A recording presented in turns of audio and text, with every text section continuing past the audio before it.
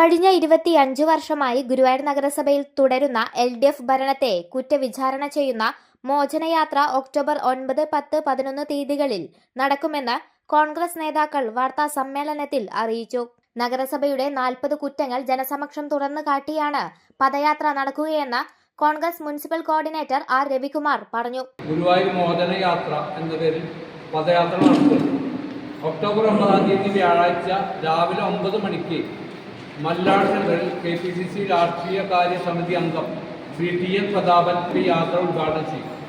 അന്ന് പൂക്കോട് മേഖലയിലാണ് സഞ്ചരിക്കുന്ന യാത്ര. ഒക്ടോബർ 9 രാവിലെ 9 മല്ലാട് സെന്ററിൽ KPCC രാഷ്ട്രീയ കാര്യ സമിതി അംഗം TN പ്രതാപൻ യാത്ര ഉദ്ഘാടനം ചെയ്യും. വ്യാഴാഴ്ചയിലെ യാത്ര ഇരിങ്ങപ്പുറം മണിഗ്രാമം സെന്ററിൽ സമാപിക്കും. വെള്ളിയാഴ്ചയിലെ പര്യടനം രാവിലെ 9 തിരുവെങ്കിടം സെന്ററിൽ DCC സെക്രട്ടറി TS അജിത് ഉദ്ഘാടനം ചെയ്യും.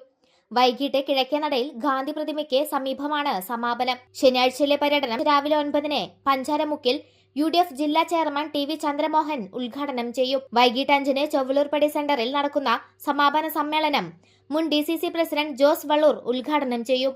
R. രവികുമാർ, നഗരസഭാ പ്രതിപക്ഷ നേതാവ് KP Udayan, councillor KPA Rasheed, block president Aravindan Pallath, മണ്ഡലം പ്രസിഡന്റുമാരായ OKR Manikandan, Ando Thomas, BV Joy എന്നിവർ വാർത്താ സമ്മേളനത്തിൽ പങ്കെടുത്തു.